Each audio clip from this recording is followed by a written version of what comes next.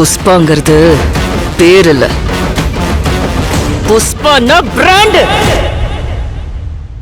தமிழகத்தில் இருக்கக்கூடிய மனச்சாட்சி உள்ள யாரும் மறுக்க மாட்டார்கள். ஆனா பழனிசாமிக்கு மனச்சாட்சி இல்லை. அவரை பொறுத்த வரைக்கும் அவர் மீது வழக்கு போட்டால், சிபிஐ விசாரணை கேட்டால் அவர் உடனடியாக டெல்லி சுப்ரீம் கோர்ட் வரைக்கும் போவார். சிபிஐ விசாரணை என் மீது கூடாது, என் மீது வழக்கு தொடர்வதற்கு சிபிஐக்கு அனுமதி கொடுக்க கூடாது என்று தன் மீது வழக்கு போடுகின்ற பொழுது அதை தடுத்து நிறுத்தி சுப்ரீம் கோர்ட் வரைக்கும் போவாரு எடப்பாடி பழனிசாமி. ஆனால் கள்ளக்குறிச்சி விவகாரத்திலே சிபிஐ விசாரணை வேண்டும் என்று சொல்லி நீதிமன்றம் சொன்னால் உடனே உங்களுக்கு பயமா என்கின்றார். எங்களுக்கு பயம் இல்லை. காரணம், கள்ளக்குறிச்சி அந்த சாவு விஷயத்தில் அன்றைக்கு பாக்கெட் சாராயம் பாண்டிச்சேரியில் இருந்து வாங்கி கொண்டு வரப்பட்டது என்பதில் இருந்து, அந்த மெத்தனால் ஆந்திராவில இருந்து எங்கே இருந்து கிடைத்தது என்பது வரைக்கும் எங்களுடைய சிபிசிஐடி போலீசார் விசாரணை செய்து துப்பு துளைக்க இருக்கிறார்கள். இடைக்கால அறிக்கையை நாங்கள் தாக்கல் செய்திருக்கின்றோம். 14 பேர் மீது வழக்கு போட்டிருக்கின்றோம். 17 பேர் மீது குண்டா சட்டத்திற்கு கைது செய்திருக்கின்றோம்.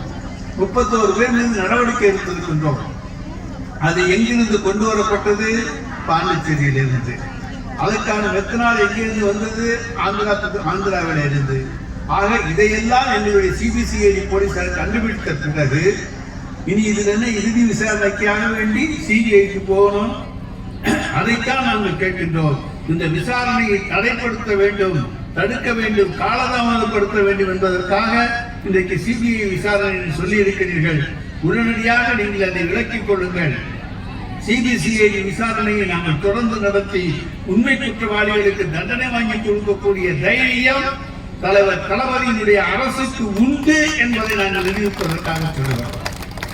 ஏன்னா நாங்கள் விசாரணை முடிச்சிட்டோம். எங்கேருந்து வந்துச்சு, அதுக்கு மெத்தனால் எங்கேருந்து வந்துச்சு, அதை போல அதை யார் யாரெல்லாம் விற்றார்கள், அதற்கு அடிப்படை காரணமாக இருந்தவர்கள் யார்? 14 பேர் கைது செய்யப்படுகிறார்கள். 17 பேர் குண்டாஸ் வழக்கு போடப்படுகிறார்கள். இடைக்கால அறிக்கையை உயர் நீதிமன்றத்திலேயே தாக்கல் செய்துவிட்டோம். அதற்கு பிறகு என்ன சிபிஐ என்பதுதான் எங்களுடைய கேள்வியை தவிர சிபிஐ விசாரணை வேண்டாம் என்பதல்ல. 2 மாநிலங்கள் சம்பந்தப்பட்ட பிரச்சனை என்று நீதிமன்றம் சொல்லுமையானால் 2 மாநிலங்கள் சம்பந்தப்பட்ட பிரச்சனையை நாங்கள் விசாரித்து முடித்து விட்டோம். விசாரிக்காம நாங்கள் பெண்ணிங்களை வச்சு அந்த மாநிலத்தில் எங்களுக்கு ஒத்துழைக்கவில்லை, எனவே எங்களால் விசாரிக்க முடியவில்லை என்று சொன்னால் அப்ப சிபிஐ வரலாம். ஆனால் நாங்கள் அந்த மாநிலத்திலே போய் விசாரித்து விசாரணையை முடித்து விட்டோம்.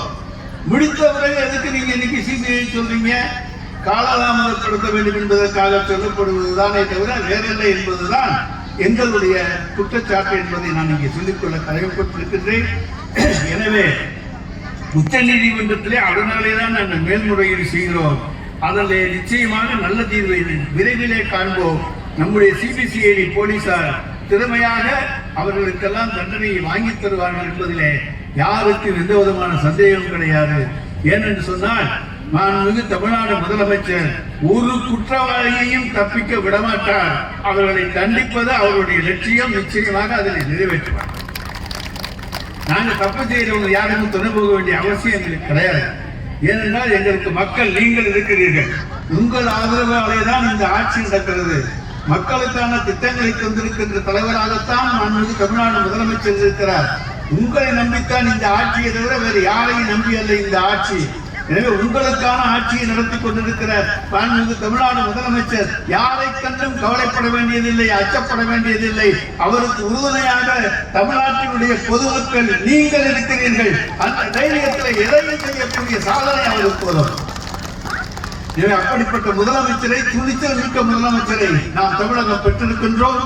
எனவே அந்த துணிச்சல் மிக்க முதலமைச்சருக்குரிய புதல்வனாகத்தான் நம்முடைய மாண்புமிகு